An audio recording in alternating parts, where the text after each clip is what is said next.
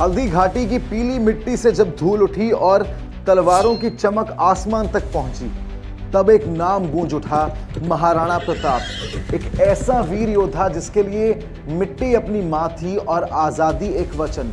वो एक ऐसा योद्धा था जो अकेला ही मुगल सल्तनत को चुनौती देने के लिए खड़ा हो गया था।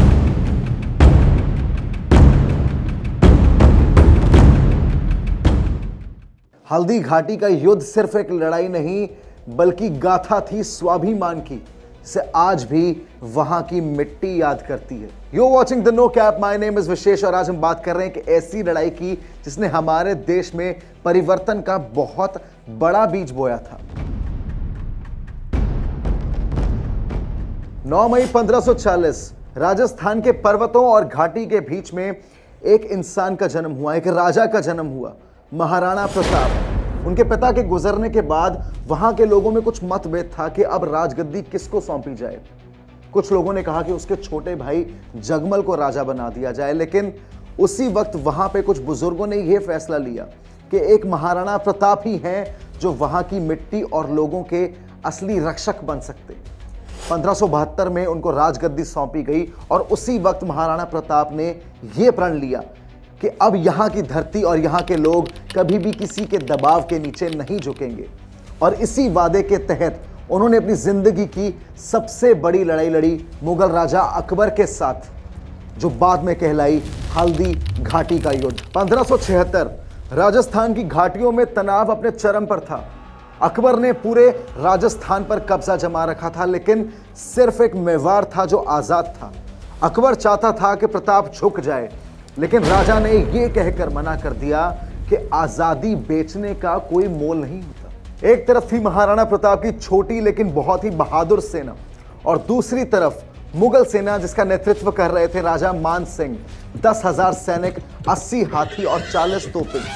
राजा मान सिंह एक राजपूत कमांडर थे जिनकी युद्ध नीति और राजनीति ने मुगल सेना को बहुत ज्यादा शक्तिशाली बनाया था। इसी तनाव में महाराणा प्रताप के साथ खड़े थे शेर शाह सूरी के वंश से हकीम शाह सूरी, एक अफगान पठान योद्धा जो कि बाई तरफ का सेना नायक बनकर मुगलों के खिलाफ लड़ रहे थे।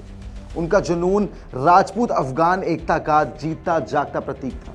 जून 1576 की एक सुबह महाराणा प्रताप ने घाटियों का पूरा फायदा उठाते हुए अपनी सेना को सूझबूझ से लगा दिया। उनकी सेना 3000 से 5000 के आसपास थी। राजपूत, भील, अफगान, पठान सब एक साथ एक झंडे के नीचे, और उन्हीं के बीच खड़े थे हकीम शाह सूरी जो अपनी पठान सेना के साथ मुगलों पर पहला हमला करने को तैयार थे। लेकिन सामने मान सिंह की 10,000 से 15,000 की बड़ी सेना, हाथी, तोप और लश्कर की गरज, और यहां घाटियों की हवा में गूंजती थी राजपूत और पठान योद्धों की गरज। युद्ध शुरू हुआ। सबसे पहले हकीम सूरी ने बाईं तरफ से मुगल सेना पर एक बहुत जोरदार हमला किया, इतना जोरदार कि पूरी मुगल सेना हिल गई। मेवाड़ के सैनिक चिल्ला उठे, मेवाड़ की जय हो। और दूसरी तरफ महाराणा प्रताप ने अपने चेतक पर सवार होकर मुगल पर बिल्कुल सीधा हमला किया। इनमें से एक वार तो ऐसा था जो कि सदियों तक बहुत मशहूर हो गया, वो था बहलोल खान का वध। इतना जोरदार वार कि एक ही झटके में महाराणा प्रताप ने एक ही वार में बहलोल खान को उसके घोड़े समेत बीचों बीच चीर दिया। दूसरी तरफ राजा मान सिंह खुद अपने हाथी राम प्रसाद पर आगे बढ़े मुगल ध्वज के साथ और अपनी सेना का हौसला बढ़ाया।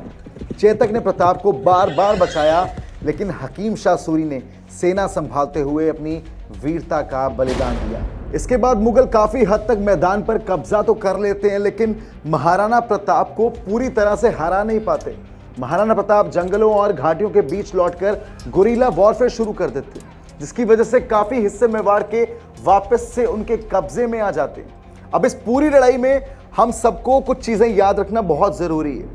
सबसे पहली चीज, हकीम शाह सूरी का बलिदान इस लड़ाई की रीढ़ की हड्डी था, और राजा मान सिंह की जबरदस्त स्ट्रैटेजी के बावजूद भी महाराणा प्रताप को पूरे तरीके से झुकाया नहीं जा सका। हल्दी घाटी का मैदान आज भी चेतक की सांसें, राजपूतों का जुनून, पठानों की गरज और राजा मान सिंह की मुगल रणनीति को महसूस करता है।